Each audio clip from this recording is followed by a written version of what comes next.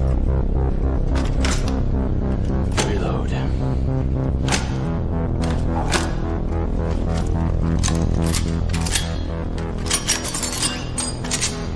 Ready?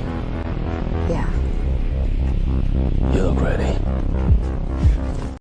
What is going on, comic fans? Welcome to the Legion of Comics. It's Sunday. That means it's time for our week's in the spoiler-filled look back at this week in comics, movies, news, reviews, all those things. There's plenty to talk about. Some big announcements, too. Some big things just happened right before the show tonight. Looking forward to getting into all that. And we're going to do that right after this.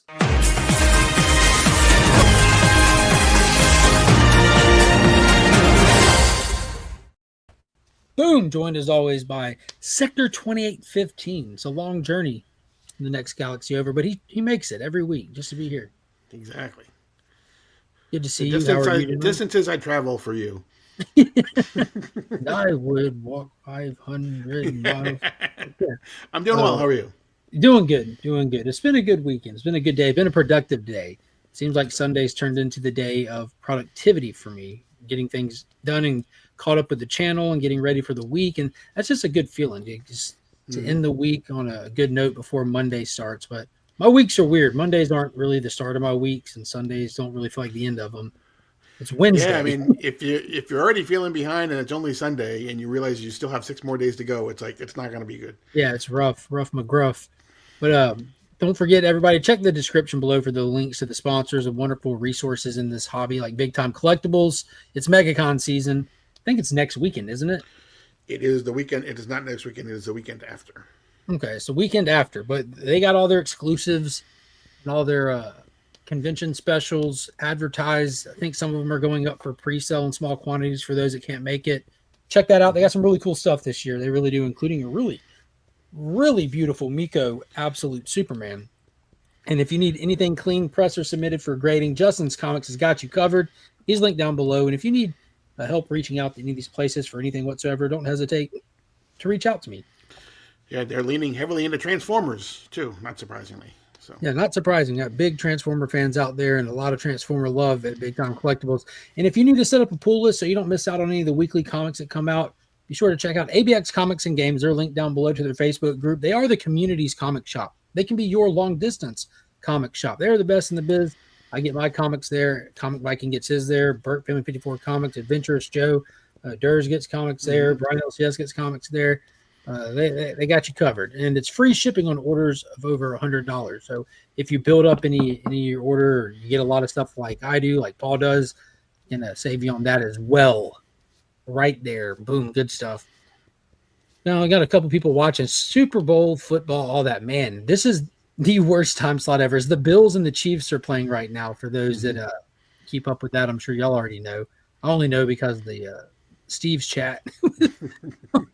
It's so fun poking the bear and then running in there. It is. But what's going on in the Las Cruces? We got White Tiger Triple C up in the building. One above all, howdy to you. How's it going?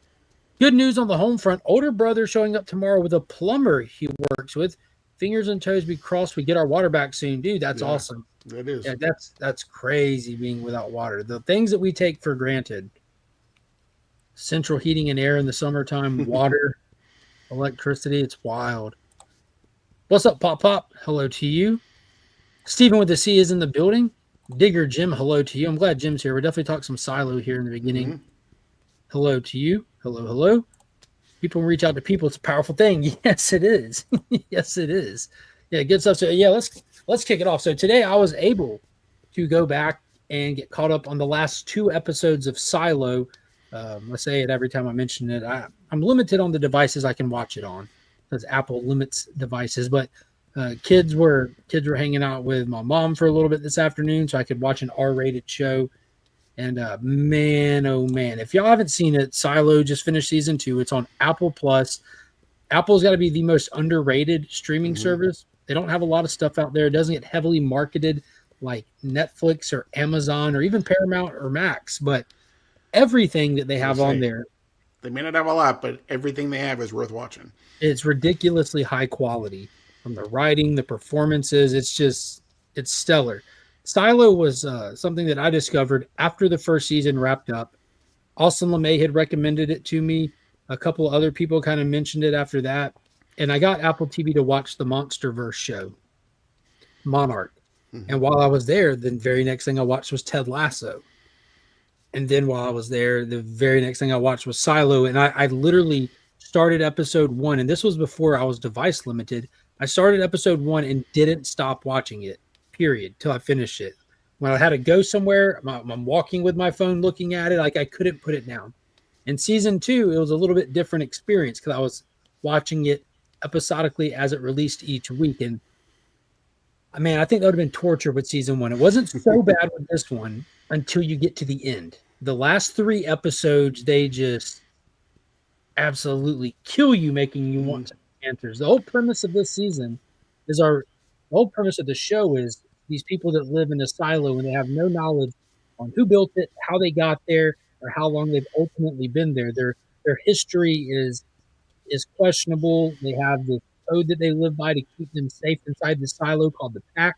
There is a government set up in the pack where you have engineers, you have food workers, you have a judicial system, and you have like what's called IT, which is like the head of everything. And in season 1, it pretty much ends with it starts with like a murder mystery, and you're learning about the world along the way, and it ends with your main star Juliet, who's played by Rebecca Ferguson, leaving the silo, which is a death sentence. But she didn't die. She actually explored and found that there's multiple other silos and actually entered the neighboring silo that was already desolate, destroyed, everyone dead. And we learned why, that there was a revolt in there, that they ultimately opened the door to the silo, killing everyone. But there's a couple of survivors. And we learn about those survivors along the way. And then we get to the end where Juliet's trying to get home back to her silo because she's aware that a revolt is happening there, and her silo is going to ultimately face the same extinction this one did. So she's trying to find a way to get back safely because you die if you go outside from radiation poisoning. And in the last episode, the last couple episodes, it gets nail biter. It gets very nail biter. You don't know if the people doing the revolution are going to make it out, or if the IT and judicial departments are going to actively be able to stop them. Ultimately, it comes down to the wire where Juliet is the only thing that stops them. Is her coming back up over the hill and everyone's stopping in their tracks because they see her. But that wasn't like the biggest thing that they did. They finally gave us some legitimate answers in forms of questions, which is the best thing about this show, which is what I absolutely love about this show. So at the end of everything, when the dust settles, it doesn't give us a year. It doesn't specify anything. I thought we were doing like a Westworld thing or M. Night Shyamalan's The Village for a second, but it cuts away from the silo to just normal, everyday Washington, D.C., people walking to a cafe. And you're like, wait, what? And you're just looking for clues. You're looking at cars to try to gauge the year, make, and model of them. You're looking for anything. And you come to find out a senator walking into a cafe, and he gets like a radiation scanning at the door. Nothing high tech, nothing sci-fi stuff you would see if someone was doing it today. Kind of just little Geiger scanner, just Geiger counter, whatever, to scan to see if he's contaminated. And he goes in and he sits with a journalist who he thought he was meeting for a date, but she's questioning him about the events that took place, the dirty bomb that exploded in DC, poisoning and killing a bunch of people. Are you affected? Did you know have any loved ones that were affected along the way and stuff like that? And there was a little bit of dialogue that insinuates that Iran is the one that sent the bomb off, but she was there to question the official narrative of, was it Iran that set the bomb off? So that was interesting. And the biggest kicker was the fact that he was coming on what he assumed was a date, and he had a tradition just to bring a gift, something nice, kind of like what Sean Ryan does with all of his guests on his podcast. And he gives her the little gift when he walks off, knowing that she's just here for a story. She's not here for a date, like false pretense and all that. And when she opens it, it's the little duck Pez dispenser from inside the silo, leading me to believe a relic. They wouldn't just choose the same kind. That's the one, yeah, right? That's the relic. Yeah, absolutely. It's leading me to believe that this woman and this guy's paths aren't done, and they've got to be like founder level people for these silos. Yeah, and I think I said, the one of the things that I really loved about Silo is that every single episode you peel back a little bit more of the onion. And what I said to you was, at the end of season 2, you pretty much get a whole nother onion. Yeah, separate onion altogether. Yeah, You know? yeah. It got very Westworldy, right? Yeah, yeah. But at least Maybe we did get we got definitive answer to the cursed Earth, basically. You know, like, why is the Earth like nuclear fallout? It's a nuclear war that was either between America and Iran, that who knows how far it escalated, or it was some like false flag stuff, which was kind of insinuated, which we know full well is something that happens all the time. I don't know why or how, but I do know why. But the Operation Northwoods document is circulating the internet again this weekend, where the government proposed to open fire on their own citizens to start a conflict with Cuba back in the day. That Kennedy said, "No, you're crazy. No." That doc. So we know that governments do that. Our government has offered that up and stuff. But it looks like that could be the direction that the show might be going. Season 3 could have a crazy dual story plot from here forward, where we're getting clips from the past, maybe. Yeah, maybe we'll find out exactly who the founders and how the pact came to be, and how what was in the pact came to be in the pact, and those type of things. So, and I know we talked about it when we talked about season 1. I want to see the construction for the silo itself. Some of the most interesting parts to me that really just get your imagination flying, and like just the sense of wonder that the show gives me, is when you're down below the silo. The way that they built them was they had these giant mining machines that just went straight down into the earth and mined their way down. And when they got to the bottom, you don't take the stuff back out, you build on top of it. So like when they're down there under the silo, and you can see these giant mining gears and stuff, and the giant bits and everything, like I would love to see like how did they pick the locations for these silos. There's 50 of them that the IT Shadow discovered, and Bernard, the head of IT, confirmed there's actually 51. Right. So I'm assuming that one, that's what's that mountain where they go in case of nuclear fallout? The NORAD? Was that where NORAD is? I think wherever the high rollers the president goes, and to the fallout safety. Terminator 3. Where you go when the bombs I just got falling. to Terminator 2 this year, so don't ask me about Terminator 3. That's true. Yeah. But I think that's probably the place where all of that's housed. The bigwigs, obviously. Yeah. That was another huge thing. The IT Shadow, who was tasked with solving these riddles to find out about the past, he finds the shaft by all the mining gears, and it takes him to a door where the same AI, artificial intelligence, that's inside of the vault that the IT is in charge of, it's down there already. Yeah, recognizing him, talking to him. And there's this thing called the failsafe, which seems like it's basically designed to just kill everybody in the silo if something happened. Everyone, if they're ordered, it just releases poisonous gas. And it was interesting too, because I think it was the Shadow who said to his boss something about, do you know who created the AI? And one of them said, yes, I do, but never told us who it was. Bernard knows a lot of stuff. Yeah. He said about the Silo 51. He says, I know why, I know who built it, but I don't know why they built it. Right. So I thought that was a huge reveal, that all the head of IT are aware of each other, clear communication. I was assuming like we were going to get something like each silo kind of serves like an ultimate purpose for the greater good. And there'd be like a sect of people that are aware of each silo that like shuffle and move between silos. But I think they're more closed off than that. So I think that initial theory kind of got shut down. Yeah, to Jim's point, he was from Georgia, the senator. The senator, yep. How about that AI? Yeah, dude, that was wild. And oh my God, I love the scene when we were in the broken down silo with Juliet and the few survivors, where we get a solo story over there that he was the son of the head of IT, right, or the head of IT Shadow, and he watched his dad get taken out by the sheriff that ultimately took everyone out to die. Yeah, there we go, Cheyenne Mountain. Yeah. Yeah, where you been, Sledge? Thanks, man. Yeah, Cheyenne Mountain. I've seen Terminator 3, but I've forgotten what happened in that movie. It's been so long. all right, in Terminator 3, they knew that they couldn't stop Judgment Day. Well, the T-850 did. John was under the assumption that they were going to shut down Skynet, much like they did in Terminator 2, but the T-850 was taking John and Catherine Brewster to what they thought was the base of operation for Skynet, but he took them to Cheyenne Mountain, ultimately keeping them safe where they stayed while the bombs fell, and that's how they survived Judgment Day, where they were inside of Cheyenne Mountain. I love the Terminator franchise. And also in Silo, we don't know what's happening with Juliet and Bernard because they were stuck in that room between the ramp and the rest of the silo, and the flames that decontaminate everything went off. Yeah, he tried to stop her. Yeah.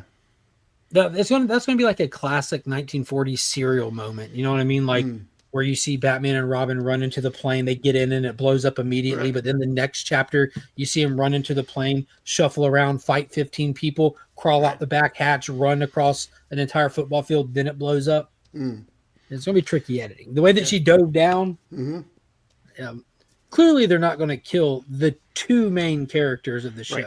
And it's already been announced that it's been renewed for 2 more years, but that's it. So it's going to go 4 years, and they've announced that as long as it's a finite story. Yeah, I'm assuming that I didn't know if there's 4 or 6, but I don't know how many books there are, but it's a book series. Yeah, finite amount, and I like the idea of getting stories like that. It seems like those are the ones that really they keep their quality longer when you don't just drag them out. Because they tell the full story and they know ahead of time exactly, where they need to go, where they need to end. And it's like, a lot of TV shows obviously know where they're starting, obviously, and they pretty much know where they want to end. But they got to throw all this crap in the middle of it to try to get there a lot of times. Yeah, and the more it drags out, the more you're taking from your ending to fill those gaps. Yeah, that's right. Yeah, and then you end up with things like, for Game of Thrones where stuff that the guy who created it wanted to be in the end can't happen anymore because they've done stuff in the show that it is kind of like, made them have to change the end a lot of times. Dude, I legitimately think that he's gotten cold feet because I think that there's a good probability that he kind of gave him a direction to go for the finale, and they did it, and then he saw people's reaction. He's like, well, shit, I don't want to write that anymore. He has pretty much admitted that he may never get to the end of the next book. That's fine. I don't read them anyways. I just watch the show. I mean, he kind of threw it up there as kind of he goes, I might die before I get to the end of the next book. Kind of like half joking type thing. That guy's got to be living the good life. I just picture him. He's not writing anything because he got money now. Right. So he just fills his day with he's seminars at libraries and co-producing he's still 3 different shows for HBO. Yeah. So he fine as long as she remembers to stop, drop, and roll. Yeah, she saved Bernard's life too, but he was done. He was burned out. The fact, and I was wondering what his shadow whispered to him. His shadow discovered the tunnel at the bottom, conversed with the AI that revealed to him what only 3 other people had found before, which was interesting because it was Quinn, somebody, and then our previous judge who. She found it, but for whatever reason, it didn't communicate with her when she found it. Right. It said it didn't talk to her; it just let her alone. Did you catch that? I didn't, but I'll have to go back. I'm going to go back and probably watch the whole season again anyway. So the question is, did she have the '70s math book to cover her head and neck? Get under the desk. The underwear like Batman only works if you're dropping out of space. Yeah, exactly. Yeah, but I thought that was interesting. So, I want to go back and watch the season a lot because there's so much lore in this one. Hold on, you go ahead. Yeah. While he's talking, a couple other shows that we haven't started talking about, but hopefully we'll get to talk about soon. Hopefully you guys are watching either of these, but there's a new show out on Apple. It's called Prime Targets. Just started this past Wednesday. It kind of is like if you took Good Will Hunting and conspiracy theories and put them together. It's a great show. They dropped the first 2 episodes, but then it's going to come on every week on a Wednesday. And then the other one that I was telling Mark about that he should watch is, if any of you people ever seen The Night Agent, season 2 just dropped this past Friday. Season 1 came out a while ago, but they're already filming season 3. But again, the Night Agent, if you like conspiracy theories and everything, it basically starts off with this guy who is an FBI agent. Is basically he's assigned to a room in the bottom of the White House, where it's just him in a closet with a phone that is never actually supposed to ring. Well, it rings while he's there, and he gets involved with a lot of different intrigue inside Washington and everything. There's a lot of action. If you like Mission Impossible stuff, things like that, there's a lot of action. I was telling Mark he doesn't really run as good as Tom Cruise runs, because Tom Cruise has it down pat, how to run from people. But season 2 has just started. It just dropped 10 episodes in each season, so it's not, you don't have to watch 20 episodes. But yeah, Digger Jim, I agree with you. Night Agent is great. Like I said, they're already filming season 3, so. And now he's back. Yeah, had to make some waters. Water 30.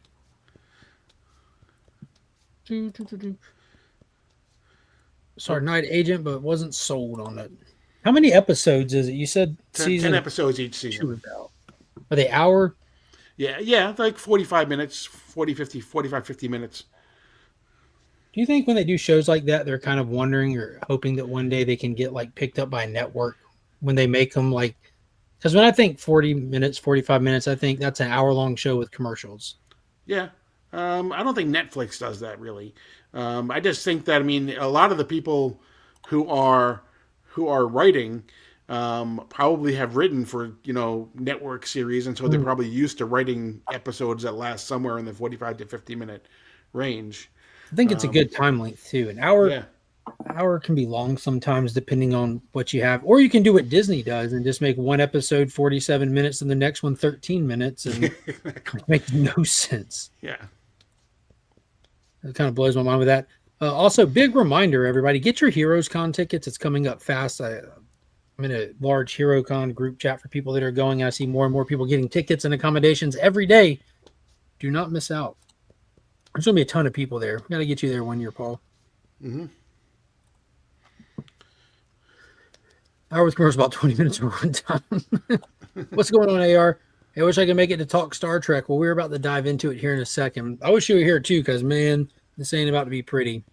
It made the thumbnail. We've been teeing up that there's this new Star Trek movie on Paramount called Section 31, starring Michelle Yeoh, and we've been teeing up to talk about it. We talked about when the trailer dropped. I've watched the finale, the season finale of Star Trek Discovery. Thought it was pretty solid for having not watched any of the other parts of it.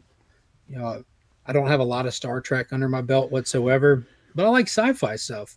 So I was down to check this movie out and see what's up with it. What's the convoluted history of this movie versus being a TV show and not being in theater, or what? Yeah, it was originally supposed to be a television show starring Michelle Yeoh, but then there was she became really popular when she won her Oscar. There was the writer's strike. There was the actor's strike. There was, all different. There was the COVID. All of these things happened. Actually, not the actor's strike. There was COVID, and then we had the actor's strike, the writer's strike, put everything off. So they decided instead, and because Michelle Yeoh could not commit to a television series anymore because of all the offers that she's getting to do other things to help her win another Oscar, they decided to do a movie instead because she does really like the character and she likes the Star Trek universe. But she loves the character, and so they decided to do a TV movie instead. It actually kind of worked for Paramount too, because with all the budget cuts and everything going on at Paramount, making a movie as opposed to trying to do 8 to 10 different hour-long series or episodes probably was more cost efficient. All right, we'll get into the Atom Project here in just a little bit. We got some DC crossover on the slate to talk here. Mm-hmm. Headquake said 31 made me think of Deep Space Nine. I could be way off, though. I think that from my very limited knowledge, and you can definitely weigh in more on this, Paul, I think that this is an anomaly. If you place this next to all the other Star Trek stuff, I think this has to look, feel, stand, everything has something different. Yeah, this is almost kind of like, in some ways, kind of like an Ocean's 11 in Star Trek, almost kind Dude, the opening scene, I'm like, are they doing a Suicide Squad right now? of. Well, that's what I felt for a second.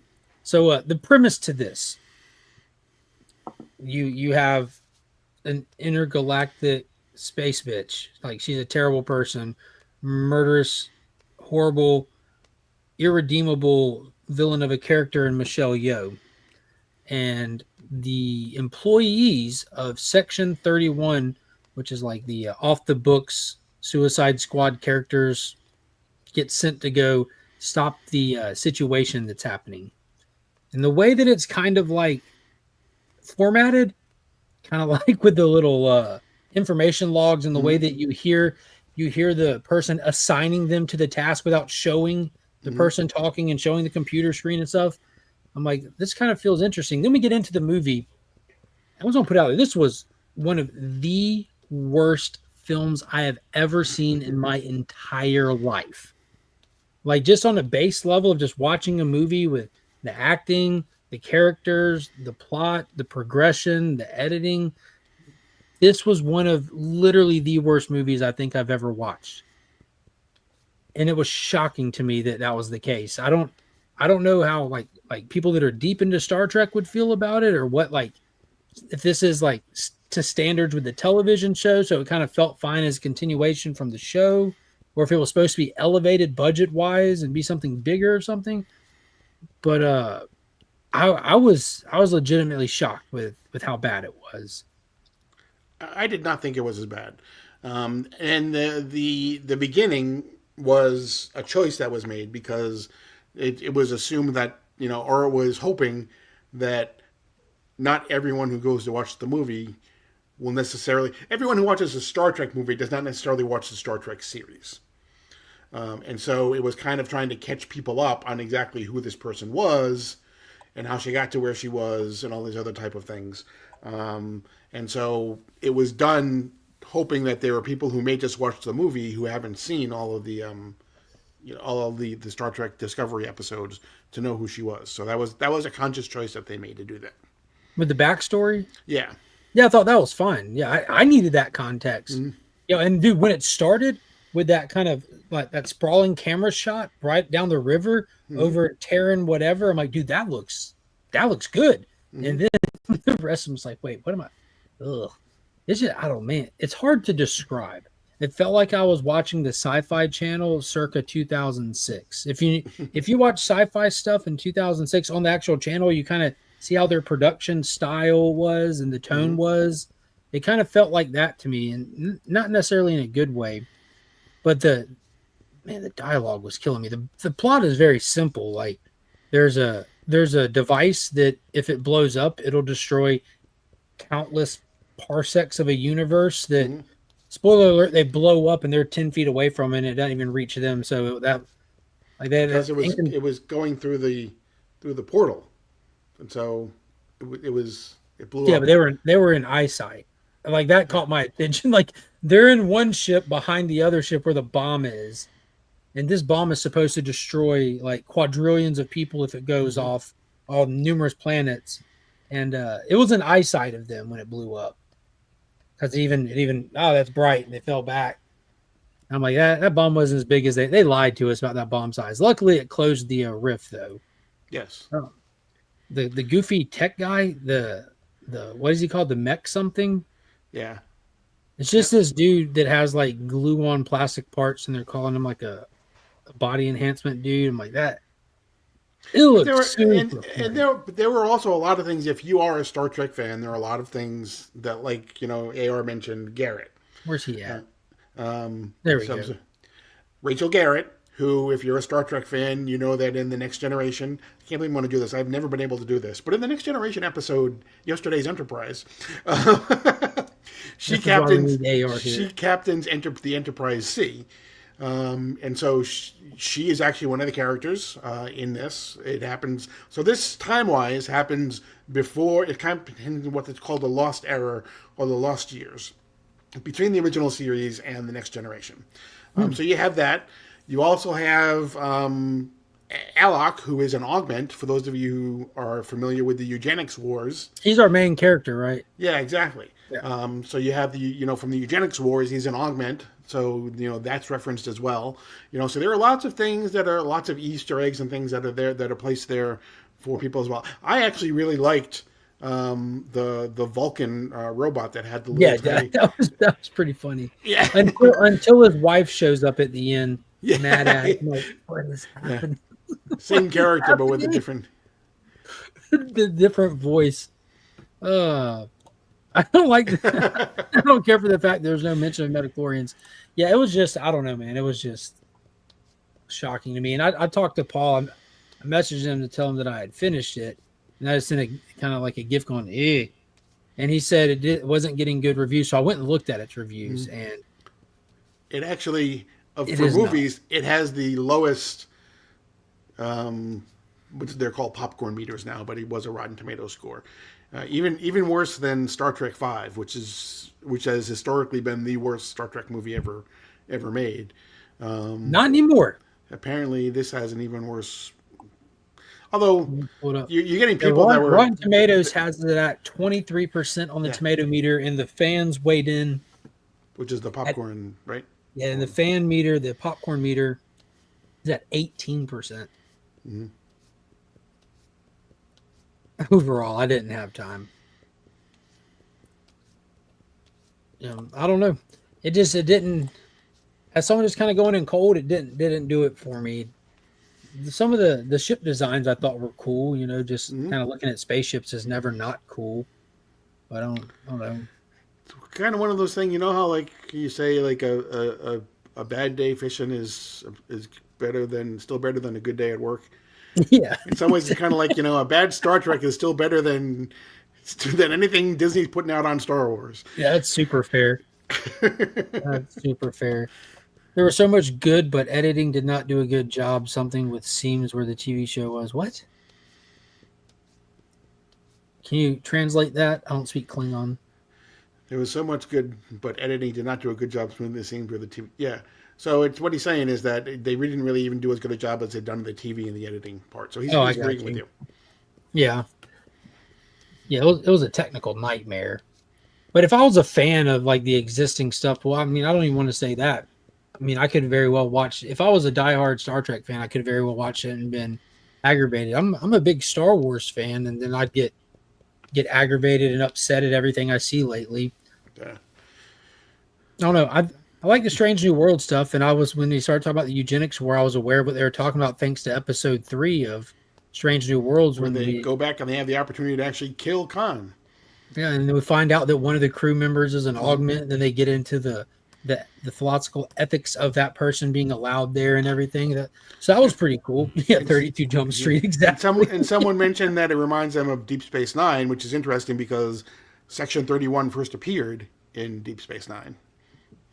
And who was that? Jamie Lee Curtis at the end?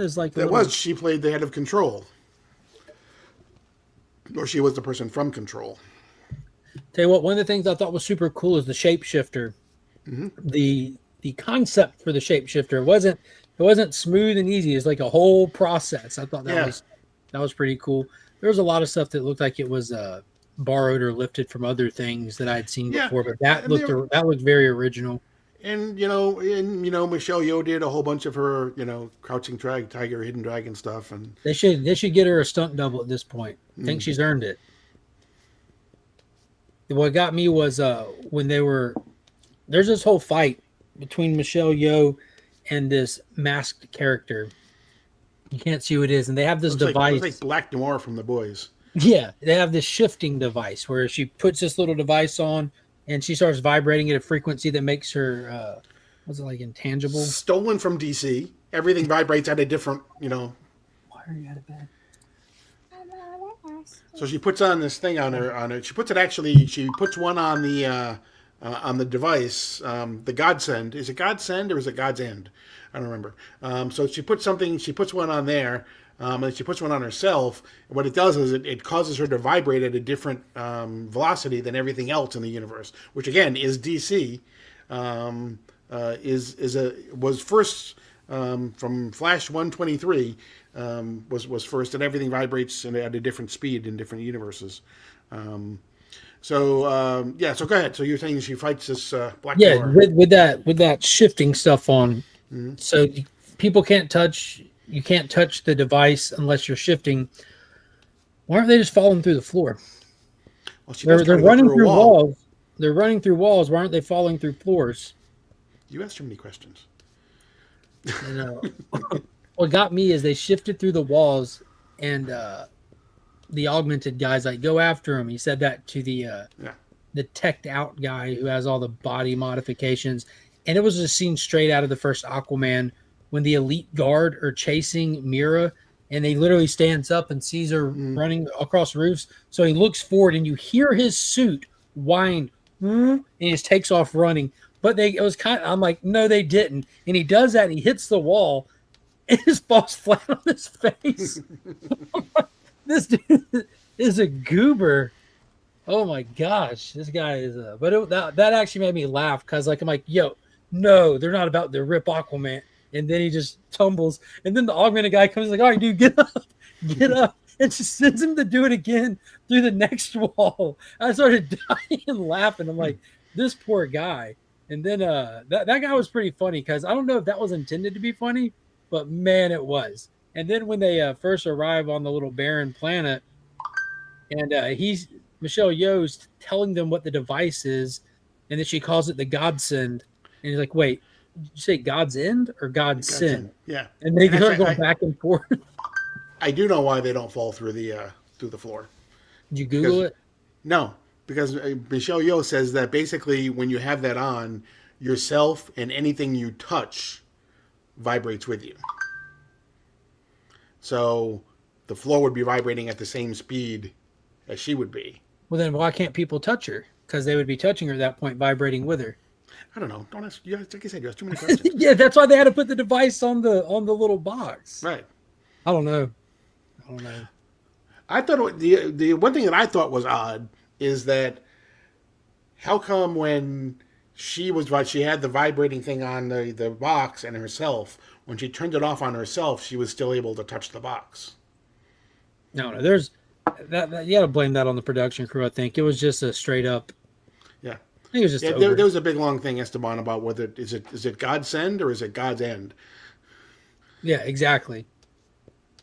At weekend. Yeah, but ultimately it's not something that I would watch again. Not something I would recommend. But again, I'm not a diehard Trekkie. Like people like AR, yourself, that get all the lore. I'm sure, like me with other stuff, I'm going to watch other stuff, good, bad, or indifferent. It didn't turn me off. The first one that was killed, the Deltan, she's from the very first Star Trek movie. She was the bald chick from the first Star Trek movie that kept saying V'ger. I just thought they had like something against hot women or something. Nope. If they didn't let her last long. No, they did not. But she was a vegan, just like Persis Kambata, I think was the actress's name in the first movie. Yeah, I'm with you, Johnny boy. I'm a J.J. Abrams Star Trek kind of guy. Kirstie Alley was in the first Trek movie. No, she's been like 7 years old. She was in the second Star Trek movie. Wrath of Khan? Yes, she played Savik. Huh. Yeah, but it didn't like scare me off from continuing to try more of this stuff. Again, I found some of it that I've enjoyed and some of it that I'm like, this really didn't do it. But there's a lot of it out there. Another big thing that I'm excited about, we got a new poster and the announcement that we're supposed to be getting a new trailer during some football game or something. I think it was a football game. But Alien Earth, the upcoming television series, big Alien fan. I love the Alien world. And that poster is awesome.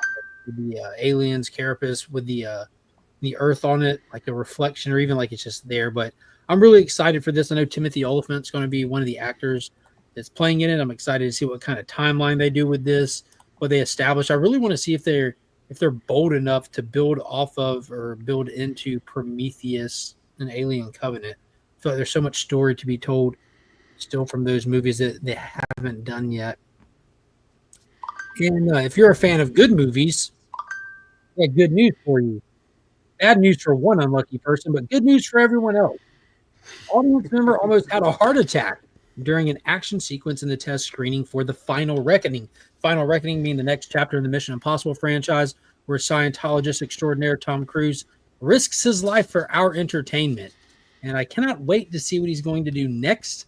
I absolutely love this franchise from the craziest guy on the planet. Well, hey, babe. Look at you coming in with all kinds of stuff and things. But yeah, I thought that's a good sign. Good sign. Again, for all of us, not for the person. My heart goes out to that person and their family. But yeah, I absolutely pumped for the new Mission Impossible. Wait, there it is. I just saw a new teaser during Chiefs game. There it is. So to be able to watch it was just on. So I actually watched a lot of movies this weekend. Besides the getting through 5 episodes of The Night Agent, I saw The Wild Robot. You watched The Wild Robot? It's on it's on Peacock now. So yeah, what'd you think? I loved it. Absolutely loved it. Dude, it's amazing. And man, I hate to even ask. You owe it to yourself to watch it for the second time. Okay. There's just something about that second viewing where the score is familiar now, and it does so much for the second viewing. It's so different than the first one. I don't know what it was, but it's every time I've watched it since the first time. I've loved it the first time, but it's one of the ones that I've liked it even more with multiple viewings, and I think it's the score, because a lot of good movies have memorable scores. You know, that you just kind of live on, and once it's familiar, it adds so much to those scenes. And then I watched Saturday Night on that was on Netflix. It's the biopic.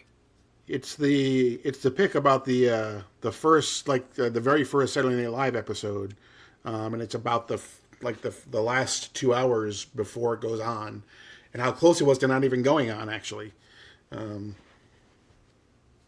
you go. I didn't even open it yet. Yeah, it's about the 90 minutes before the first episode. It was really good actually, and it's what's it again on? It's what's that? What's it playing on? Netflix. I know TM Nerdy was really excited for that one, and I think he said he enjoyed it a lot as well. Yeah, if you're interested in Saturday Night Live, tomorrow night they have their 50th music documentary, going over 50 years of music on Saturday Night Live. Who was their guest this weekend? He was Timothy Chalamet. He was the host and the musical guest. He did some Bob Dylan stuff. Yeah. I watched his. Dude, that guy he's super down to earth and surprisingly cool. I watched the appearance he did on the Theo Vaughn podcast, and it's very, very rare that you find somebody that keeps up with Theo's energy, because he's not your traditional interviewer. He's completely one of a kind, and Timothy didn't miss a beat, and even had Theo tripping up laughing and stuff. He was hilarious, but he talked a lot about how much that movie meant to him, and Bob Dylan as an artist means to him and stuff, and some really cool stories about Bob Dylan's, I don't want to say participation in the film because that's not accurate, but his input and his thoughts on the part of his life that movie was about specifically. It was really interesting. Big fan of Paul Atreides. Yeah, the Mission Impossible movies are fantastic. It's the first and only franchise I've seen where it does nothing but get better every time it comes out. It's just improved the whole way. I think this idiot is going to jump from one plane to another while flying in air. That's stuck in my head. I think that's what probably gave the person a heart attack. Almost had a heart attack. Almost only works in horseshoes and hand grenades. Never has anything. Exactly. Well, I was like, MI2 or MI3 was kind of weak. I think Mission Impossible 3 is where the franchise really starts. Brian De Palma did an amazing job with the first one, especially for its time era. But John Woo did some John Woo stuff in the second one. And it's definitely the oddball. Something Bird directed the third. No, J.J. Abrams did the third one. That's where we get Owen Davian, who's like one of the greatest villains I've ever seen, played by Philip Seymour Hoffman. That's awesome. And I absolutely love that one. I thought it was amazing. That's where we set the precedent for the big stunt, the big pendulum swing between the buildings in the third one. That was dumb. And they've only got bigger since then. But Ghost Protocol Number 4 was where they went next level with it. Is this mine? Mm-hmm. There's all right. Here it is, Paul. You know, Monkey's birthday is right around the corner, so we got the birthday shirts that Kyle's unpacking right now. Nice. Got my Maui shirt. Woo. Very nice. This is the one though. Ah. Hey, Hey. who did you get that for? Is that for Finn? Yeah, he Oh wanted my a God. hey shirt. And I said, "Okay, buddy, I got you." Wow. And That's awesome. Three, and he said that one. And I said, "All right." Oh my gosh. What's going on, John? Yeah, we took the kids to see Moana 2 Friday night. It was fun. Mm-hmm. It didn't slap like the first one did, but it was definitely good. fun. I don't know, the way she loved her little sister and the little sister loved her got me in my feels though. Oh. Little sister, big sister. Yeah, Sledge says it too. Wild Robot has to be watched more than once. It's pure quality. I 1,000% agree. Agreed. It's hard to believe, but Mission Impossible, the movie series, is like 30 years old now. 30? Yeah. It'll be 30 years old in 26, I believe. That's crazy.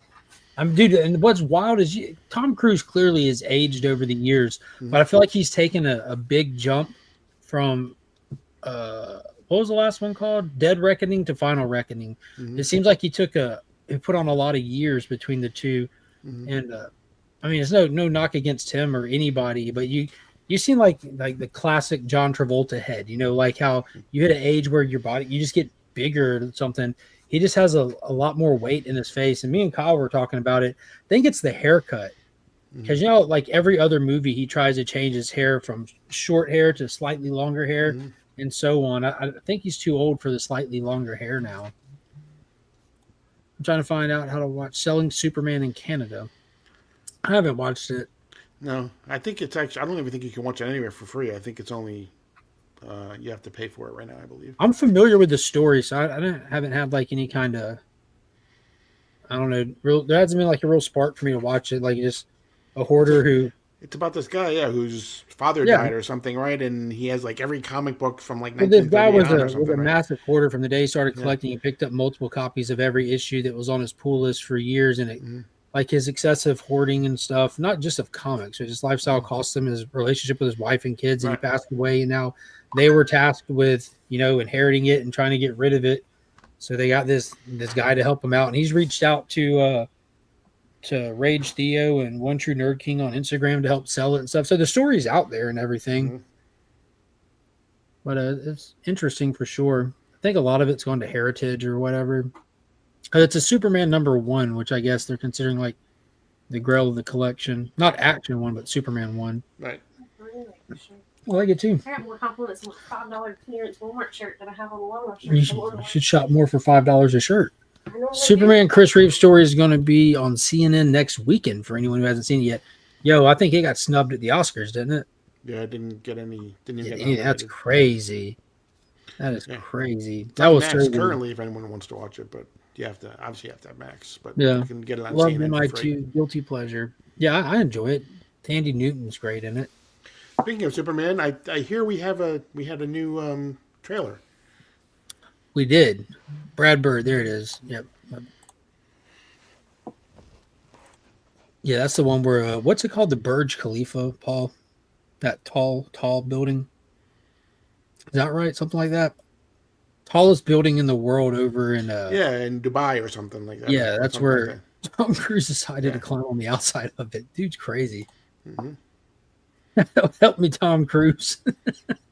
Talladega Nights was onto something early on when Ricky Bobby crashed the car and he wasn't on fire, but he's running around like he was on fire, screaming, "Help me, Tom Cruise."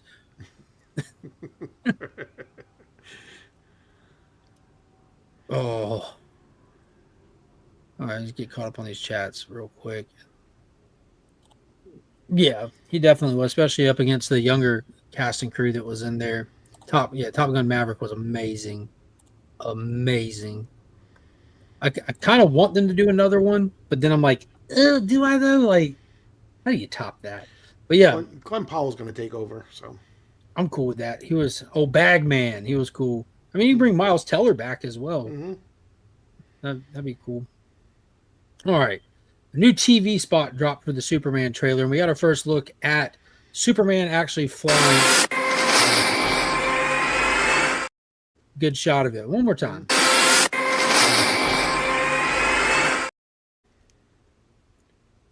So the internet's, I don't know if you've gone back and checked any of the feedback or anything, Paul. But I have not. I have seen Nikki 9.5's comments though. Well, Nikki Pancakes point out the obvious. So a lot of people were critiquing that clip. I mean, rightfully so. That's what the internet's for, right? Critiquing things. And the vantage point, I think, is throwing some people off. Whether they're right or wrong, I don't know. It's not for me to say. But a lot of people are making fun of the way his face looks and his eyes look, and that's his real face, though. Kind of like, like when that's how they film it. They put you on a gimbal and they film you and they digitize the stuff around you. They're not really flying through the Arctic and insert a fake Superman. They do it the other way around. So everyone making fun of his face, like the CG looks horrible. This guy, they need to fix his face. That's dude's face.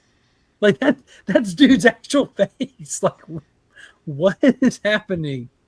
Oh man. Yeah, and I also think, I mean, when you think about it, right, as fast as he's flying, James Gunn was probably the first person to not only put him on a gimbal, but to put a fan blowing right on his face, too. As fast as he was supposedly flying. So it's going to make everything kind of pushed back as well. It's not supposed to. He's Superman. It's not supposed to. In all sincerity, Superman shouldn't have his cheeks blowing in the wind. Why not? Just because you can't doesn't mean just because you can't puncture something doesn't mean that it can't be, a little bit. I don't buy that. Let's watch it one more time. I mean, that's a fair point. He I don't know. It didn't look bad to me. No, me either. Like it looks fine to me. I think that camera shot people might not be the biggest fan of. We saw it in Guardians of the Galaxy Volume 3 when we had the Adam Warlock scene. We saw a lot of that same camera shot in Black Adam with the way that they were filming that on the volume stage and everything. I think some stuff is just like Pop said, it's that uncanny valley effect for a large number of people. But I don't know. I think it's just superheroes flying have become a meme to happen with Black Adam and Adam Warlock. I think it's the camera angle. I don't think it's people flying at all. Ain't nobody I seen criticizing the way that Anthony Mackie looks flying with wings on. Because that's I've said it before. There's just something about watching a dude fly around with a jetpack with wings is just freaking cool. Same thing with Black Adam. There's something about watching Hawkman fly around with wings just freaking cool. There ain't no ifs, ands, or buts about it. There's nothing memeable about watching Henry Cavill fly around as Superman. That's just, I think it's the style. What we're seeing with the James Gunn stuff is a style and a tone that everyone's very, very used to, because it's that familiar brand we're seeing. Yeah, Iron Man, another one, looks awesome flying around. Like, to this day, I don't think you don't see anyone joking about how he looked now. Joked about how Ironheart looked, looking like a cheap Power Ranger toy inserted into a movie. But there was nothing good about those movies either. I don't know. A lot better than watching Submariner fly around with his little foot wings. Hawkman had real wings. We had a 35-month member milestone check. I think it looks awesome.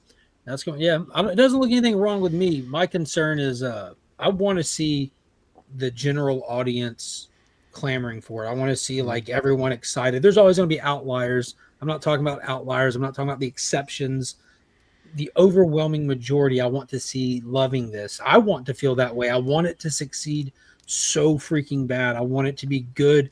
I want it to put DC into a good place where we get all these projects they're talking about and announcing. I want to see them come out. I want to see people get excited for this and go out and buy DC Comics, show up and talk about them with us, all those things. And it's just very, I think we've said it from the beginning, it's an uphill battle to climb. There's been a heavy number of James Gunn detractors because he's not Zack Snyder, because he fired Cavill and he worked at Marvel and all kinds of stuff. His old X tweets back in the day, like everything. He's got a lot of detractors. And then just the internet is going to be the internet. It's going to be fine when it drops. Yeah, I think so.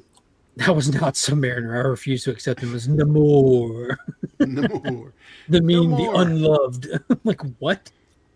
Do you And think while we're Marvel talking can about, pull out of the downward spiral they've been in movie and comic wise? No, I do not. It's a tainted brand. Just like how this is, dude. I've been calling for a relaunch or a complete redo of the MCU for a long time now. It's a tainted brand.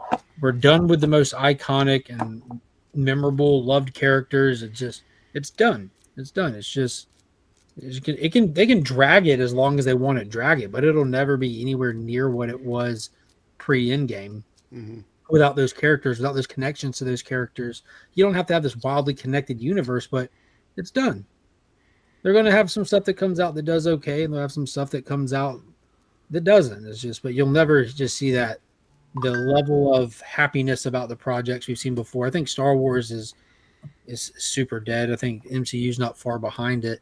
And with how big those franchises are, there's always going to be people that go see them no matter what, that aren't as dialed into them and stuff. So they'll always have some form of level of success. But in terms of making like fans happy, like existing fans that have been out there that kept these things relevant before they picked them up and made them into something, like I always go back to pointing out Star Wars was a successful franchise for decades, just riding on the original trilogy alone and people's love for it. Lord of the Rings, wildly successful franchise till this day, based off 3 films alone. If you never made the Hobbit trilogy, if you never made Rings of Power, still a wildly successful franchise that you can still sell merch on, you can still do conventions on. Like You can it's apparently still do more movies on too because he's going back to make some more movies. yeah, we're going to be covering that. We talked about it when they first announced it. We'll definitely talk about that more when it gets closer. Speaking Warner of movies, Brothers is though, we crazy. were talking about Superman and movies. Though the other half of your thumbnail is they started filming Supergirl this week. They did. They did. Officially started filming it and dropped our first little uh, candid shot. Not very candid, just very, very, very planned out. Very good photo though. We got what I would assume is our lead actress. It could just be somebody who works on the set. Who knows? But what we get is confirmation that the Supergirl logo will match Superman's logo. So that's there's some speculation, some talk out there if Superman's going to rock the this unique logo for all of this movie. If we'll see a change up or anything, it looks like this is the official logo. Mm-hmm. So it looks like it's staying. I think they're in a cosmic bar right there, cosmic space bar. Yeah, that's what they said, and because there's a scene in Tom King's thing where she's in one of those. So, although they wouldn't really have that seat for her in the bar. No, she'd have to bring that one from home. She's flying around with her own little chair. Exactly. And the other, It's going to be interesting. they announced, I think it was yesterday, or maybe it was today, that the Lanterns starts camera tests this week, and that as well. We got our actor for Sinestro, Ulrich Thompson, famous for playing in what, Paul? Oh, I don't know. Nobody does. Yeah. And he's old. Nothing against old people, but I'm seeing a trend here. I think he's famous because he is a Slavic actor whose last name isn't Skarsgård. Okay. Yeah, but in all sincerity, I'm not familiar with this actor. I'm sure I could find him and stuff. I'll look up his filmography or whatever. But yeah, it was kind of interesting to see that we've got we've got older Guy Gardner, older Hal Jordan, older Sinestro now. And it wasn't long after that news that I saw where James Gunn posted a picture where he was at a casting meeting. I'm not sure what he was casting for, but he was there looking for new talent for the Green Lantern projects. Or maybe we'll find some. No idea what he's up to there. Yeah, apparently they do camera tests starting, I think, Tuesday, I think they said. Yeah, I'm ridiculously excited for that Lanterns projects. Yeah, I'm excited for that. Hopefully he's a good actor.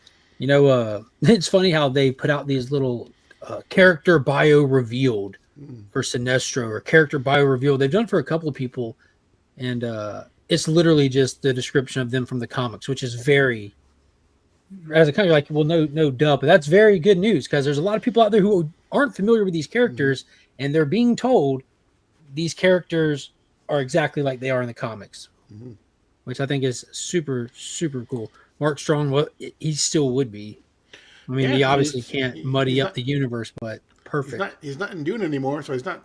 God knows what he's doing. So He's in the Batman right. or Penguin. Mm. It's just there you go. 61. Seen him in the International. Yo, that came out in what, like 2010?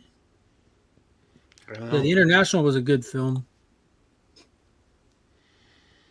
Yeah, who knows? Let's see. Sinestro versus Hal is going to be Logan Paul versus Mike Tyson. Too bad the Green Lantern movie wasn't. Yeah, dude, he was fantastic as Sinestro. Mm-hmm. And then the last thing I got on the hit list for tonight is the upcoming DC event. I made an entire video about this already. It's available for channel members. Definitely some good information weighing in on that. But Mark Waid's first DC event of 2025, the first crossover event, and it's not what you think. It's not this big summer event with multiple issues that is going to interrupt all of the ongoing titles and require 30 plus issues to get the entirety of an event, much like Blood Hunt for Marvel or Absolute Power that DC just did. But this is actually a connecting cover set from World's Finest Justice League and then World's Finest Annual. Yeah. So they're doing what they did with Lazarus Planet. Lazarus Planet was from the Dawn of DC era, and they didn't want to do big summer events. So what they did was just kind of like small bookended events. They would take an alpha issue and an omega issue, and then they would do a couple of tie-ins in between them. They were kind of doing that because, in a sense, that Lazarus Planet actually got its origins in the pages of World's Finest. They have a unique thing going with World's Finest where it exists in an unspecific time in the past. It's canon. It's canon to the main continuity, the main timeline, but it's not right now. It's happening between stories, between panels, and you'll get little editor's notes. This takes place, for example, before Batman issue 125, stuff like that. And it allows them to tell bigger stories that they're not hindered by the ongoing continuity or editorial. It allows them to have guest appearances whenever they want, of whoever they want. And in World's Finest, they introduced this character called the Devil Nazah in this 3-issue story arc they did, who would later be the big villain in Lazarus Planet. So they invented him and created him in real time in World's Finest, which took place in the past, and then let him be the event bad guy back then. So it looks like we're kind of doing that again. In World's Finest, we're going to do a storyline with Gorilla Grodd gets introduced where he seemingly has some information about the future. And then the next issue is going to be Justice League, the regular Justice League issue 6, where elements of what you just learned in World's Finest will start coming to light in present time. And then they're going to roll in the Legion of Doom. And then in the next chapter, which will be the annual for World's Finest, you'll get the official current origin and reveal of the Legion of Doom and why what is happening with them in current times is happening the way it is. So it's pretty cool. But that's only half the story. It'll continue into May.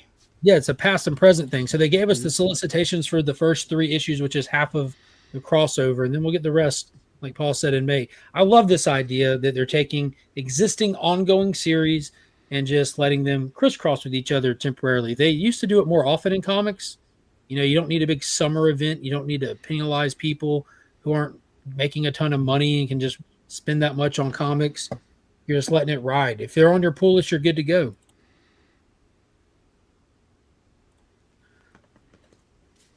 It's also playing to the point that I think that Justice League Unlimited might be the most important comic of 2025. I'm thinking it has been called like the spine of the DC universe. Everything kind of happens there. Which is, the one thing that bothered me about, not about that, but that like they said it like everything was going to be, you know, coming out of, you know, the Watchtower and everything. And one of the first things they did in Titans was they basically said, yeah, we left the Watchtower. We're back they're back on Earth now. They could have a presence in both. If they were smart, they'd be in the Watchtower. No, they basically moved out of the Watchtower and moved back down to. Imagine, let's do what's good for the people we're protecting. Let's get away from boom tube excesses and the supercomputers. We don't need none of that. That's crazy. Mm-hmm.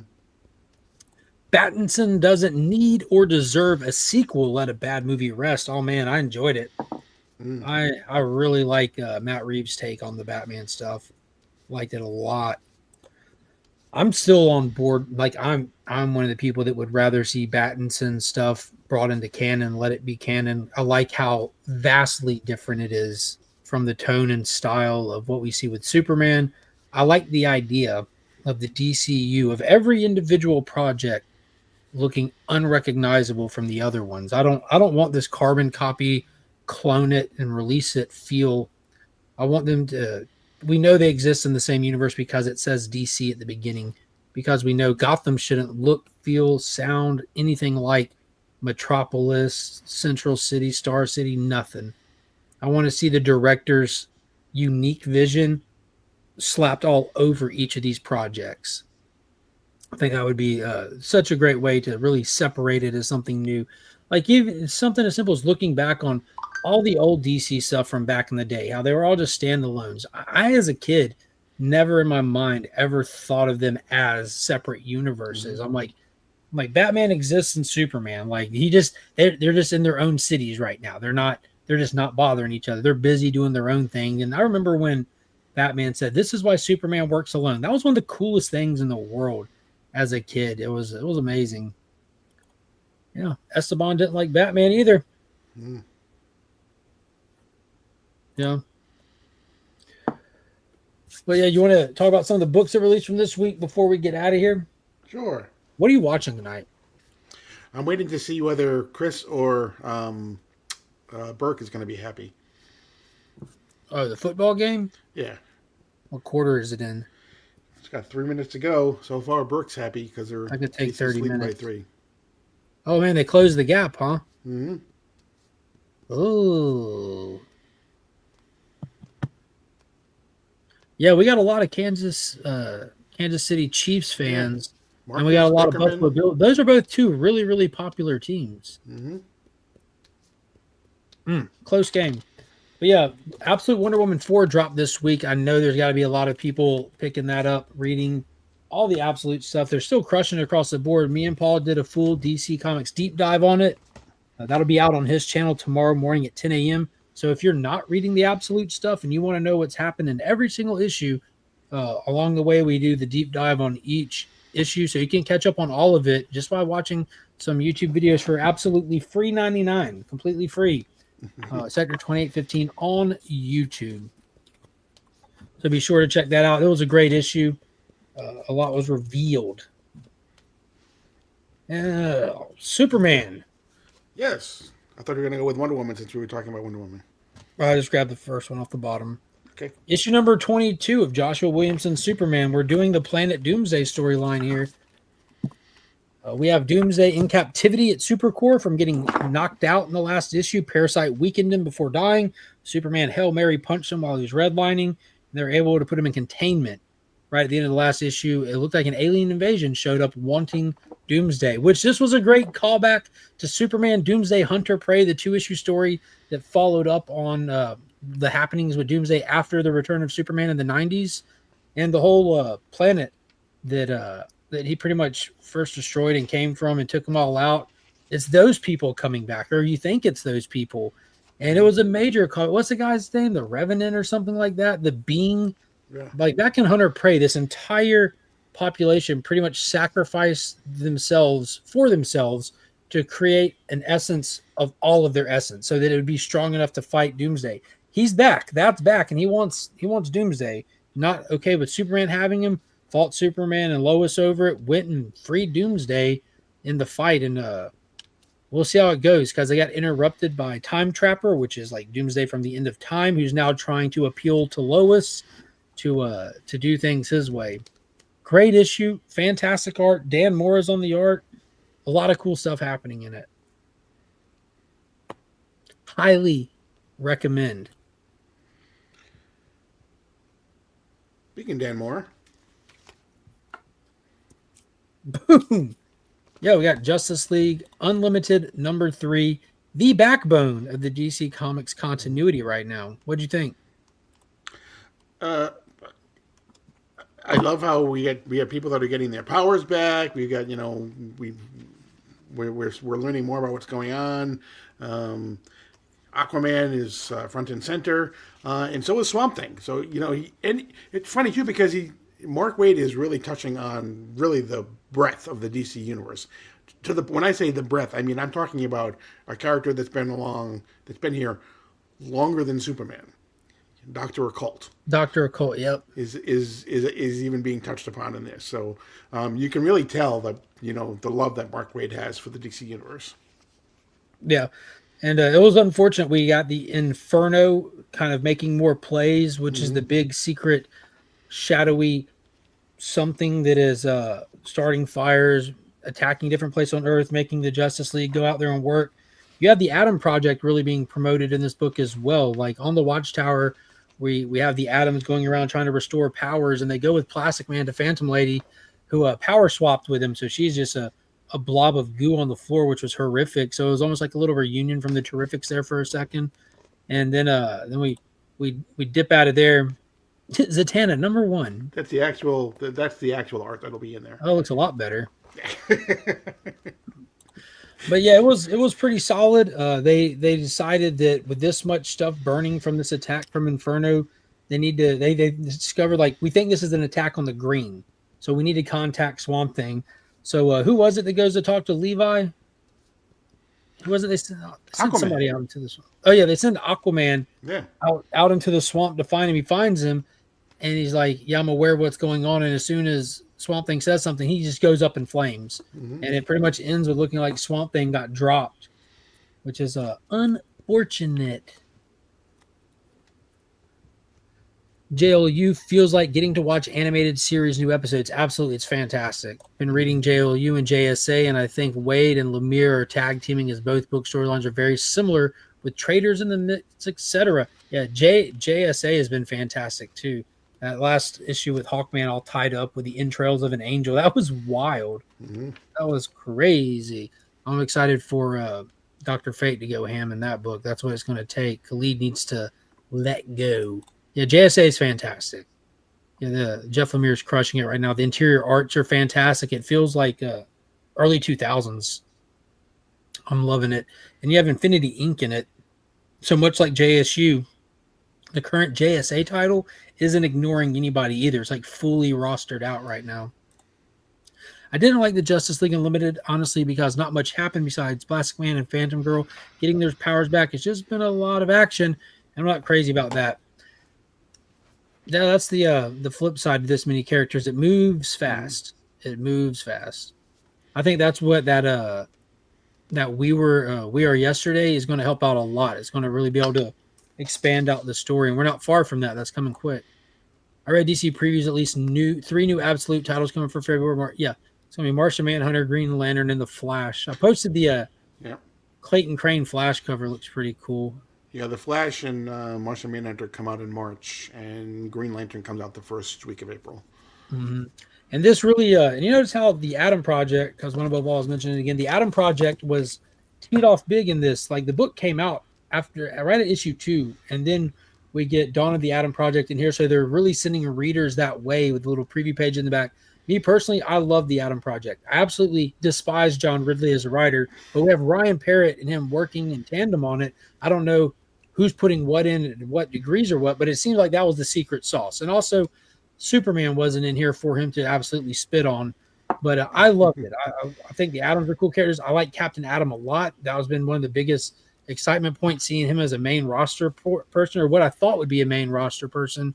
But seeing the importance of Captain Atom in that book was great, how they were using him as a tester and everything. I have no idea how far it's going to go or where it's going to go, since we know that Ray and Ryan are kind of bouncing around all over the place, trying to save people's lives, restore people's powers, and stop calamity from happening from terrible people who have powers. So I don't know if Captain Atom is actually going to be a main player in it, but I hope it is. I hope that's what that book is going to focus on, is them having to work on fixing Captain Atom properly. But yeah, I loved it a lot. We don't get enough of the Charlton character, so when we do get him, it's a treat at this point. I don't like Jeff Lemire's JSA because the drama doesn't feel natural. I don't like Justice League. I loved Absolute Wonder Woman. There it is. I had to find a positive one.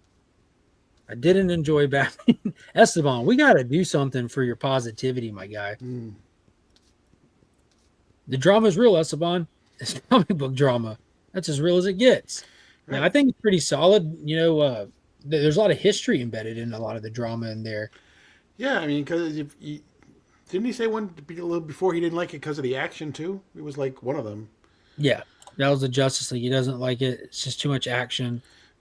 That's when What the drama. what are the two things you're going to have in comics besides action and drama? Those are basically the two components. He said he didn't like the Atom Project because the art was ugly and it was tough to read for me. Oh man, I don't hate everything.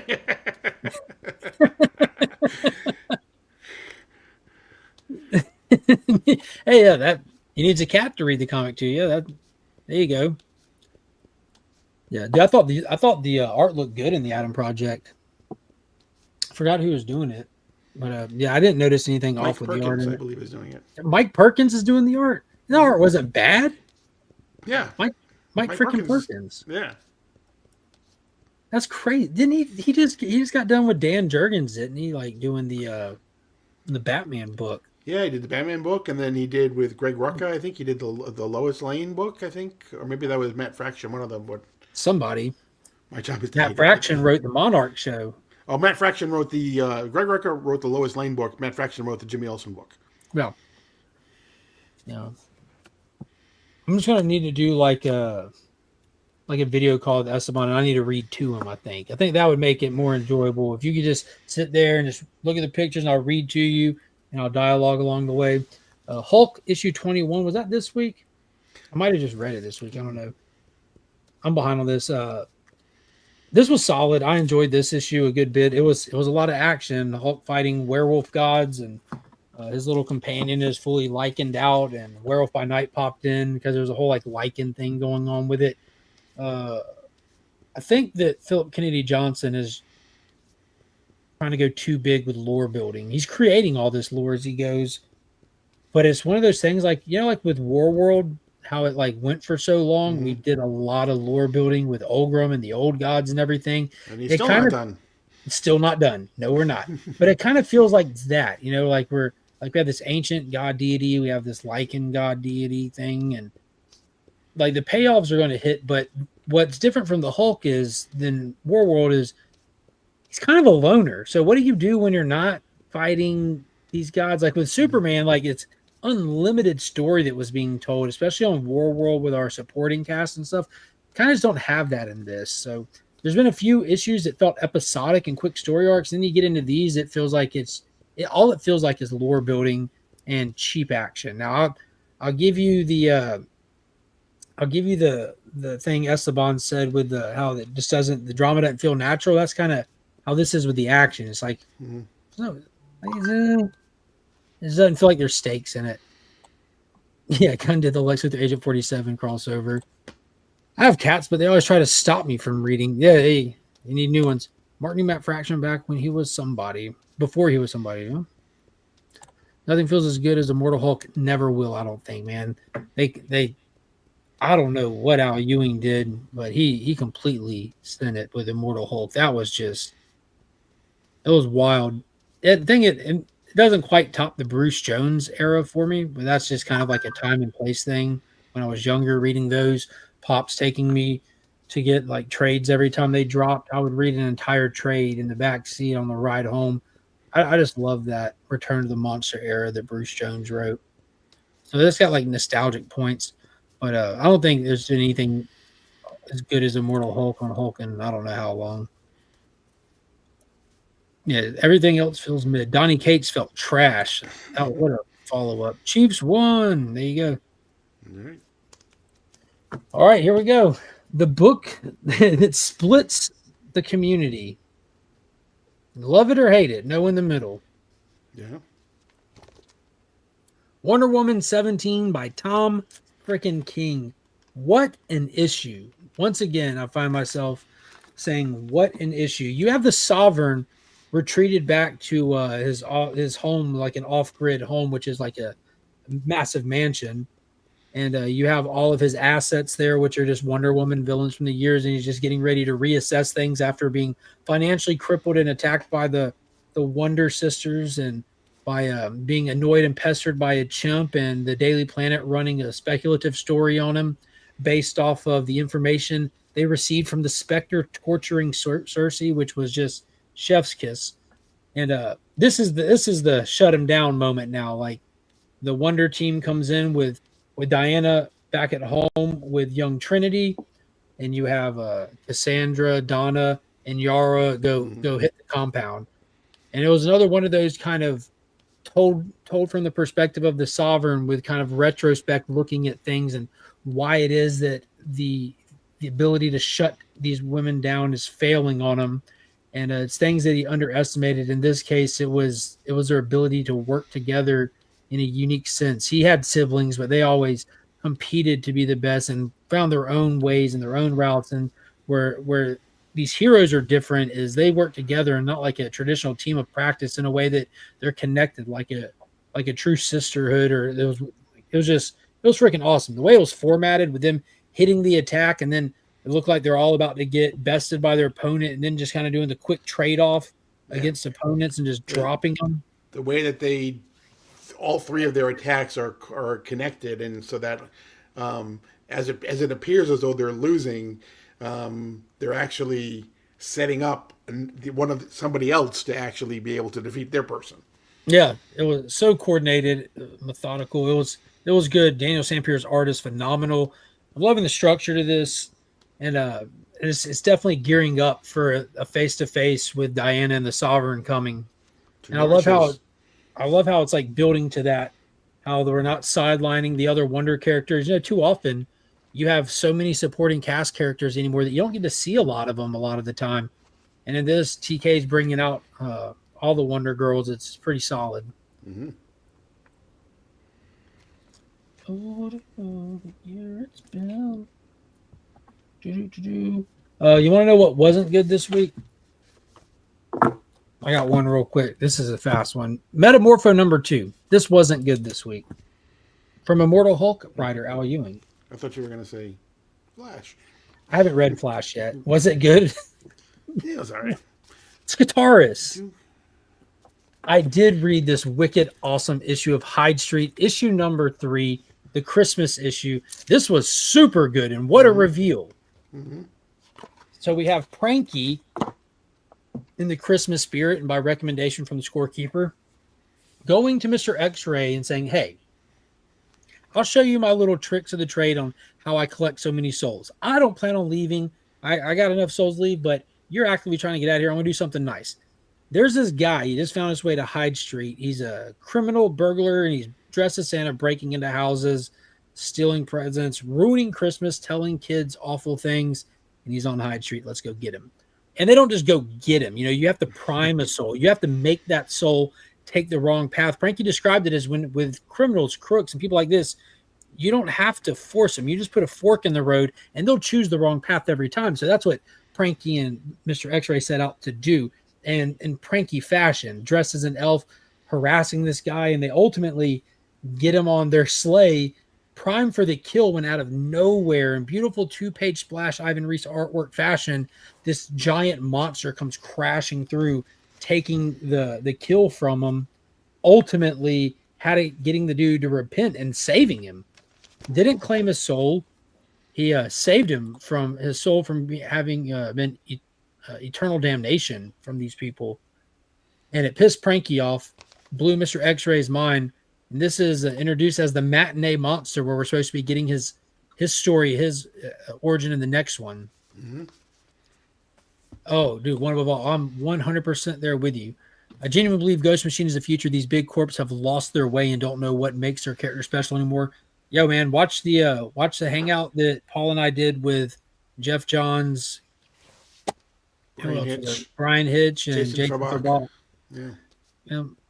Go to search Legion of Comics Ghost Machine. That was the greatest comic book day of my life. Iron Fist was definitely gets it, and he knows how to build a fan base. Yeah, dude, I'm diehard Jeff Johns fan. Yeah, I'm 100% in on Ghost Machine. That was a fantastic issue, though. I'm excited for the monster. This whole time I've been speculating, could it be the Frankenstein monster? We have President Griffin, the freaking Invisible Man, over in Geiger as the president of this wasteland. If it even is the Invisible Man, he's wrapped up like the Invisible Man. His name's Griffin, like the Invisible Man, but that could be a throw off because a lot of these Universal horror monsters and stuff, they're all public domain now. Right, exactly. You can use them if you want to, but clearly it looks like they're putting their own spin on things. You know, they're not just doing an insert. And this is clearly Frankenstein's monster, but they're doing their own little twist on it where it's the matinee monster and it's tied to somebody who was in film and special effects or something and came to an unfortunate demise of some sort. But he looks like he's stitched up by body parts. He has bolts on him. Right. And I know we don't do spec here, but talking about monsters, if you're looking for any book that you think might actually be hot, just buy any Mark Spears book, any Mark Spears cover. Yeah, that's a safe bet. Including the ones that he did for monsters. Yeah. But you have a bunch of them, I believe, right? Yeah, I had no clue it was going to explode like it did, but I get 2 copies of each one, and I don't spec on them. And I'm normally an A cover guy, but I get 2 copies of each one because I just found it because Mark Spears did some DC stuff, so I was familiar with his art from that. And then I love me my Universal Monsters. So I saw on social media where he had the Universal Monster thing coming up. So I signed up for it and got it in my pool box. And that first week, that one cover I got spiked like $400. I'm like, what the monkey? And I got the Green Lantern covers he did. Absolutely love those. And that connecting cover set, that John Stewart cover. I almost bought that Big Barda Mr. Miracle one that he did for World War V. Is that what it's called? Yeah. But I don't want to get any of that series. It just doesn't do it for me. And they were kind of like vampired out. If it was like their traditional look, I would have definitely got it. But I don't need vampire new gods. But the next issue, next issue's coming soon. It's got a Frankenstein cover finally. But I got the creature because it's hard to pick. You get the A cover because I'm an A cover guy.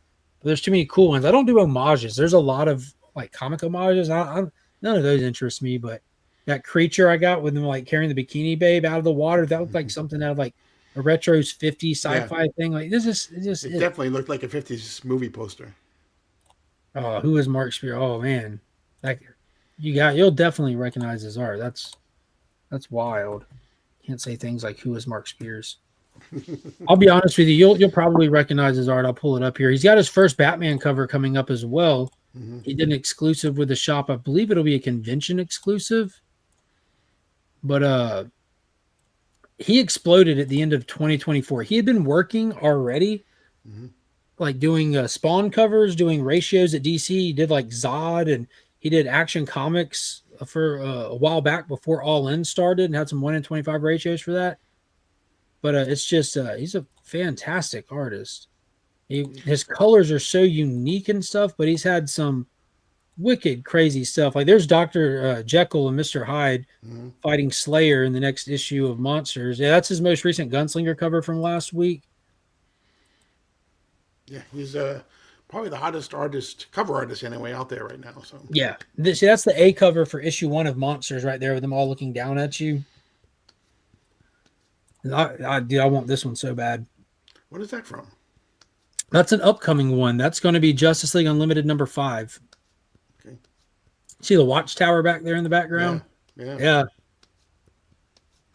Oh, yeah. No apologies. Happy to share some Mark Spears art. Silverhawks coming out. Dude, that's wicked. Hello. Yeah, he's just a wicked good artist. The colors he does are just so unique. That's issue number 3 that's coming out in a week or so. Yeah, just crazy good stuff. And it seems like all of his stuff right now is just super hot. So he's getting more work.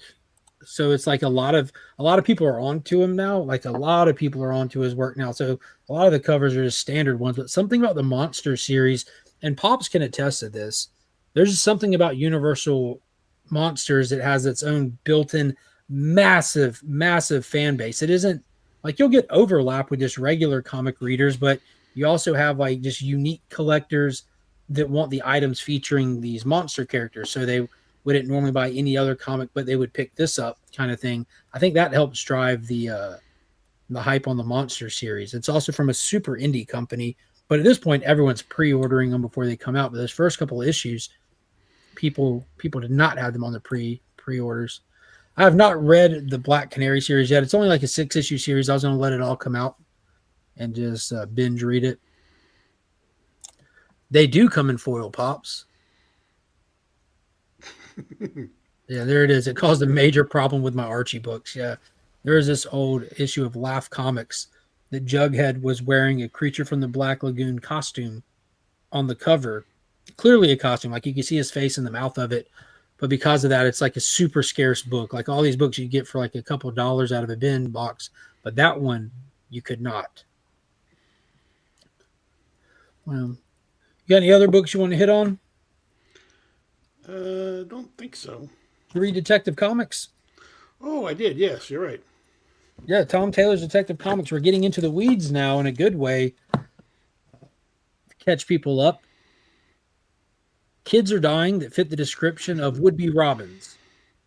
Bruce has a friend from his childhood that is works at a big pharmaceutical company that has figured out how to stop aging. Bruce test subjected himself, so it kind of got us past that old, broken, beat-down old man Batman thing. He's kind of rejuvenated a little bit.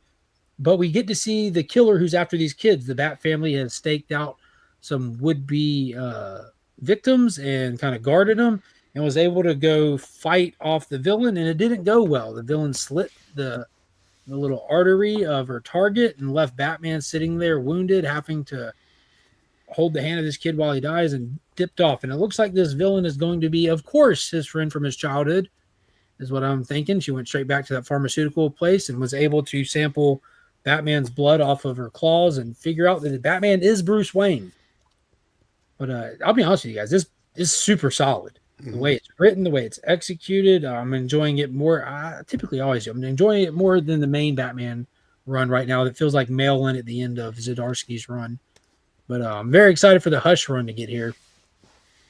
Yes. That's a good point. Yeah. Yeah. And Ram V, who used to be in Detective Comics, they just announced his Resurrection Man coming up. His New Gods is amazing. New Gods is incredible. Right now. Incredible is a good word for it. Me? Okay, that's good. I don't want to be punched in the face. Talking about someone else.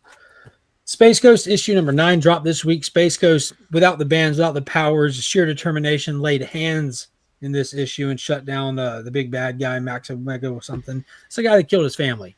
Space Ghost wrapped up in just rubble, found rubble and just wrapped up and wrapped around his fist and just, dude, it was intense. It was wild. Jan and Jay's just running around doing Jan and Jay stuff, bibbity bopping around, running from bad guys, keeping things busy while Space Ghost just put them concrete paws on this dude. It was wild. And he didn't kill him. Like, he gets one of those points where he's like blacked out, just laying into this guy, and he stops himself and he's like, "You're going to jail now." I'm like, well done. Well done. Send him on a stretcher. Got to hit the shower. I missed my weekly bath last night. Oh, wow. That's not usual. He's normally on a firm routine of once a week. Makes Batman feel more natural and human when he loses the hate when they write him like God too much. Yeah, dude, that's fair. That's super fair. One issue behind on Green Arrow, but a new issue came out. They're dealing with the freshwater killer. This book's kind of, I don't know if it's losing its way or what, if it's on its way to lose its way, but issue 18 was kind of weird.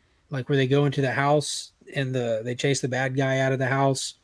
It's just, I don't know. So was that very meta where you were saying it was losing its way to losing its way? I don't know. I'm just seeing some red flags. I'm seeing some red flags with Green Arrow. Again, I haven't read this week's issue yet, but I literally just this week read the last issue. But did you read it? Actually, I did, but it's actually in the other room. I forgot to. Eye for an Eye issue. This one. Yeah. So they captured the who they suspect to be the freshwater killer in the last issue, but it was just some of the dialogue between the detective and the Green Arrow. I'm like, pump the brakes, keep it in DC, because it's because of, again, like this could have been written. I don't know when it was written, but just again because of some real world events and stuff. Like, yeah, he's leaning heavily into it's becoming a little bit of a message book. Yeah, there you go. I didn't want to necessarily say that because I think it might scare some people off, but they definitely hit you in the head with a shovel a couple of times in issue 18. And I don't want to accuse it of that because, again, I don't know when it was written versus when some real life events happen. So it could just be bad timing. And if, I don't know. I don't want to drop Green Arrow, but I'll drop this son of a bitch if they go down this road. I didn't like Green Arrow. Oh, look. I'm shocked. Let's see. I got Space Ghost issue 1 today and enjoyed it a lot. Recommend it if you're a fan. Dude, it's been fantastic all the way through. I didn't like Green Arrow either. You have every right to feel that way. I don't like what Green Arrow is standing up for in there. Exactly. Like that's where the weird message thing came in. And how people water? No. It's the way that his vigilantism is portrayed. And it's not even him. It's like, are you your fan base kind of thing? Right. Yeah, you can get a little dicey. Terminator issue 4 came out. I might be the only person reading this or the only person talking about it. Loved it. Super good. It was a Soviet era, Cold War era story. It reminded me a lot of Mission Impossible Dead Reckoning with a submarine. There's a T-800 on it. There's an actual CPU chip from the future that nobody knows it's from the future. I know it's from the future because in 1996, the CPU chip was as big as the desk that Miles Dyson had it on, but it was an actual chip out of a T-800 that they were tasked with at all costs, get this chip back home to the motherland, and they're running underwater the whole time, and explosions going on around them, but they can't find the enemy or anything, and there's supposedly someone on the ship who is not who they seem to be, and ultimately the submarine goes down. You had KGB agent on the ship as well as a T-800, and they all had different varying ideas of how this mission should go. It's a really fun book. I'm really digging it. Issue 1 was a standalone story. Issue 2 and 3 was a two-parter in Vietnam, and then we got like this Cold War era story happening in 4. So I like that they're kind of showing you how much Skynet has been throughout all of time, especially if you watch the Terminator Zero. It really makes stuff like this make a lot more sense and kind of cleans up any kind of continuity timeline issues you might have. But I would just wish they would do longer stories, like maybe at least 3-issue story arcs to do some of that wrapping in. Because they give us good stories, but it's not like they're trying to feed it into any existing movie or anything. And ultimately, that's what I kind of want as a Terminator fan. I want to see where did this segue from, or where does this go to, kind of thing. There you go. There we go. Hey, yeah, another Terminator fan. Yeah, it's super cool. Isn't Green Arrow like a massive socialist in the good way, like the Neil Adams run? I don't know, to be honest with you. The Green Lantern, Green Arrow series. Yeah, I mean, it goes back to, obviously, if you go back to when Neil Adams and Denny O'Neil first went on the title, that's what he was basically. I think it brings up lots of things that maybe a lot of people don't necessarily want in their comics anymore. Yeah, guess that's a climate thing. You know what I mean? Like, yeah, the saying that and the way he represented it then versus saying it and how it's portrayed now just might not line up the same. Right. So I don't know. That's why I said I wasn't quick to try to unnecessarily label it with anything. I kind of potentially wrote it off to just a bad timing thing. Because again, it isn't really how necessarily Green Arrow was acting, but just like the people around him were kind of perceiving him like. That's why I'm like, I hope we're not going to go down a rabbit hole with this, because Joshua Williamson just did a phenomenal run, and Green Arrow is acting like Green Arrow. He's dressed like Robin Hood for a reason. You know what I mean?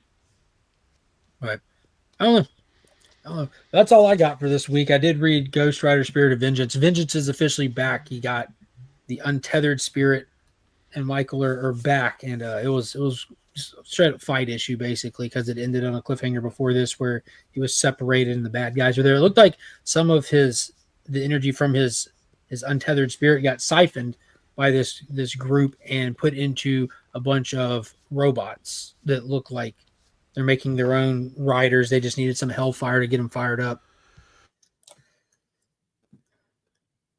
True. I feel racism was handled far better in old comics versus today. No subtlety at all. You know, it can be a lot touchier Mm-hmm. different times for sure. I think they kind of lean into more like, I don't know, basic universal truths. It's when you get too specific that you lose the plot. All these heroes, every single one of these classic heroes that we still love to read, should stand for equality, for compassion, all those things. They all do stand for that. So if you have a writer that you feel like is reminding you of something you just saw on the news, they're not doing a good job portraying that, because they can portray those things inside this existing fictional universe where those same universal truths exist. You know what I mean? Like I don't want a Superman that doesn't believe in equality. You know what I mean? I don't want a Superman that thinks anyone's better. That'd be crazy. And same thing with Green Arrow. And Ollie's supposed to be a hot-headed this and that, and there's plenty of ways to write him like that. Been written like that for a long time. Mm-hmm. It'd be interesting to go back and read some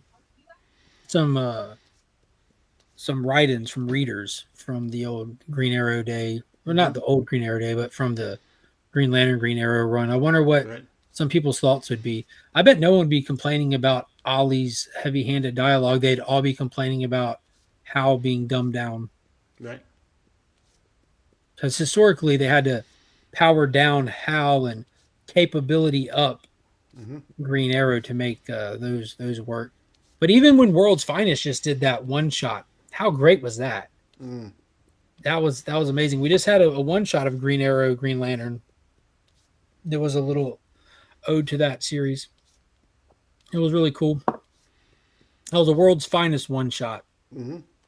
The first time they ever interacted with Deathstroke. It was dope. It was super dope. And Ollie was insufferable. Right. Or was it Hal? One of them was insufferable, really excited about the road trip. I think it was Ollie. I don't remember. But we're going to wrap it in for tonight. That's all I got work in the morning. Paul, I appreciate you coming, hanging out as always. Don't forget, Guess That Key this week, this Wednesday, new time, 9 o'clock. This Wednesday. This is a massive week. If y'all are unaware, Guess That Key is the game show that we do on Sector 2815's channel every other Wednesday night. Mm-hmm. And you didn't post the picture yet. Dang. I did not. But he does a giveaway every week. So it's literally like a fun version of 20 questions. We all bring a key comic book. The live chat participates. We take turns going around asking questions, seeing who could figure out what book it is that someone brought first. And every show, Paul does a giveaway. He has all 12 issues of Secret Wars foil edition that's being given away as one massive 12-book giveaway. That's insane. It took him 1 year to acquire this. He literally worked on this giveaway for 1 year to get all 12 issues, the entire Secret Wars foiled out of its mind, going to a new home. So come by, hang out, guess some keys, win some prizes. It's really fun. Yes, we'll have Dale of Suspense and TM Nerdy will be with us. Again, new time, 9 o'clock Wednesday, Eastern. New time, 9 o'clock. Yeah, let's go. Hell yeah. But yeah, I appreciate y'all coming. Be sure to, if you're a channel member, be sure to check out the video I just posted. It's on the community tab and all that stuff. And if you're not a channel member, you got till next Sunday to join. We're drawing for the Legion loot. Remember, if you're a member in the Legion tier or higher, your name's on the wheel. The massive Aquaman drawing this month, including the first appearance of Ocean Master. You don't want to miss out on that. And we'll see everybody next week. Have a good one. And as always, we are Legion.